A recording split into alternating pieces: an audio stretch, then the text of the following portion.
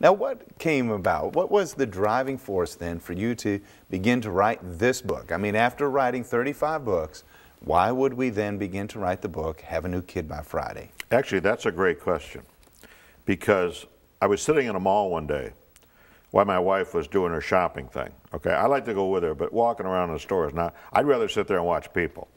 So I'm watching these kids, and I'm thinking, no wonder some mothers eat their young. These kids are absolutely out of control, and the parents are trying to pacify little Buford, who's throwing a temper tantrum on the mall floor. Okay. And the kid's throwing a temper tantrum because mom's not giving in to him. And then, after the kid fusses and cries, she gets up and walks in the Walgreens and buys him the treat that he wanted. And I thought, you know what? I must be getting old, but I grew up in a time when kids obeyed their parents. Now parents obey their kids. I said, you know what? I could write a book that would really be helpful for parents to see how they can invert this paradigm, get it back to, hey, I'm in healthy authority over you, kid.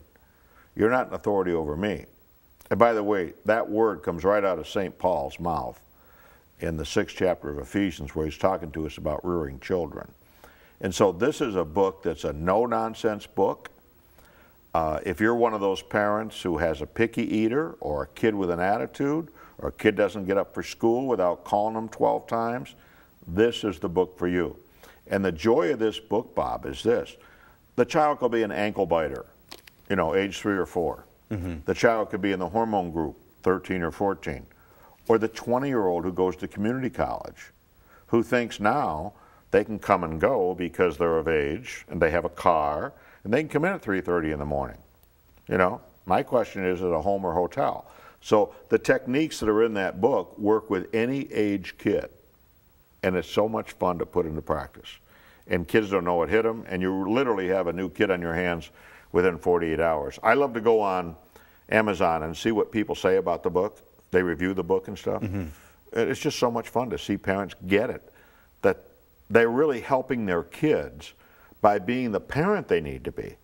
And most parents today rear kids to feel like they're the center of the universe.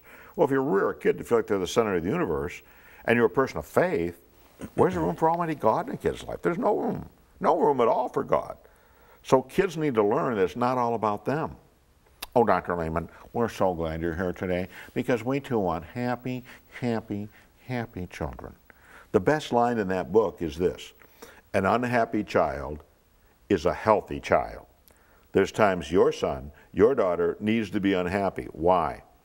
Because they disobeyed you, they didn't listen to you, they violated God's laws, man's laws, the family rule. So it's not about keeping them happy. Yes, long term we want kids to be happy, okay, in the true sense of what happiness is.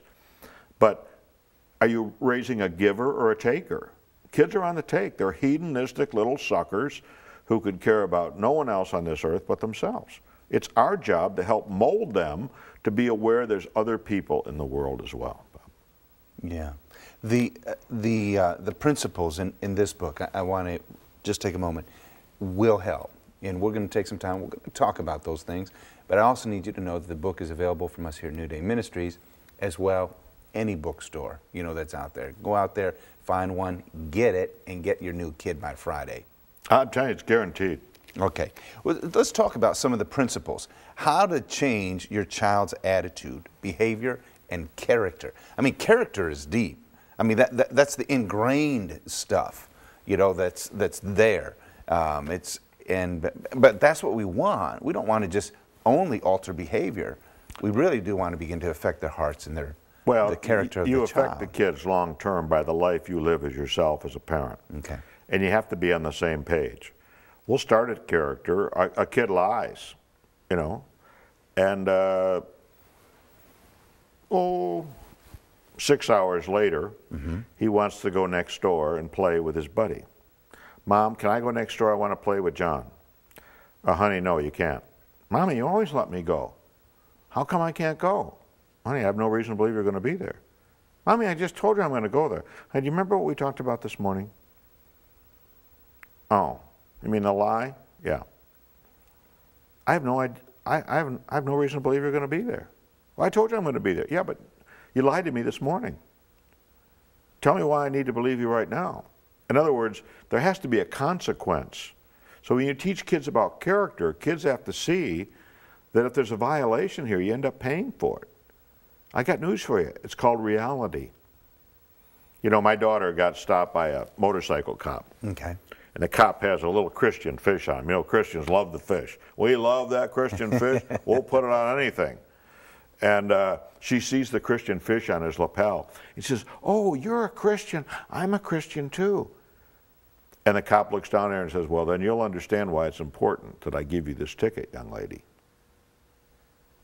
It's called accountability. Yeah. And see, and that's far removed from our society today. We want to snowplow the roads of life for kids. We do things for kids that they should be doing for themselves. Hey, would you kids turn that TV down there? I'm trying to do your homework. We'll do homework for the kids. We do the science project for the kids. Dr. Leman, Brittany plays soccer, but it's non-competitive soccer. We believe very strongly that every child should be a winner. Every child gets a trophy.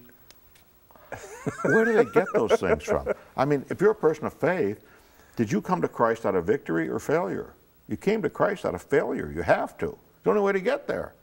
And so the Christian home needs to be a place where kids learn to fail. And they're going to fail. I mean, they're dumb as mud. They're kids. You know, the milk spills, the orange juice topples, the syrup hits the floor. What do most parents say? "Oh, would you look at that? Look at that mess you just made. Look, ooh. You know what? Didn't I just tell you be careful? What is wrong with you anyway? You know what? You are going to end up just like your Uncle Roger. Do you remember your Uncle Roger? You are going to end up just like him." At that point, we don't need a thrashing or a berating. What we need is a rag. In other words, the Christian home needs to be a place where kids learn to fail. Now, the morning in your home. You yell at your kids, you scream, you remind them, "I'm telling you for the last time, the bus is coming in 18 minutes. If you don't get out there right now." You know, if that's your plight every day, and you have almost the same argument every day with your kids, you know, "You are not wearing that to school. We've had that discussion. Take that off right now." Whatever it is. One of the principles in Have a New Kid by Friday is this, Bob. Fighting is an act of cooperation. When you fight with your kid, you're putting a negative spin on your entire environment in the home. Mm-hmm. When you fight with your wife or your husband, you know exactly what to say to escalate the battle further as well. Well, my suggestion in this book is if you have a yelling match with your kid every morning, tomorrow morning, if you want to see a change, don't wake him up. What do you mean don't wake him up? If I don't wake him up, he's going to be late for school. Now you're catching on, parent. But here's the fun part. When he gets up at 9:30 in the morning and he's whining and complaining about how come you didn't wake me up and all that, you're not going to take any part in this, simply to say, "Honey, when you're ready, I'll be glad to drive you down to school." Now someone's thinking, "Hey, wait a minute, this is an inconvenience." Let me tell you, having kids is a huge inconvenience. Yeah. Okay, but call the school, talk to the administrator, say, "Hey, my son's going to be late today to school. Is there any way you could talk to him about being on time and the importance of being on time?" They'll do it. But here's the fun part. You got to write a note. "Dear teacher, dear principal, Fletcher has absolutely no reason to be late today to school. He chose to sleep in. Feel free to do whatever you do to kids who are legally tardy. Love, Mom." Now what you've done there is you've taken the proverbial tennis ball of life and you put it in the kid's side of the court. So those are the kind of principles that are in Have a New Kid by Friday. So for the teenager who says, "Get off my case, give me space, chill out, back off, don't have a cow, man," that same kid 2 hours later comes in and says, "Hey, Dad, yeah, can I take the car?" "Well, I'd love to help you, son, but right now I'm out of your life."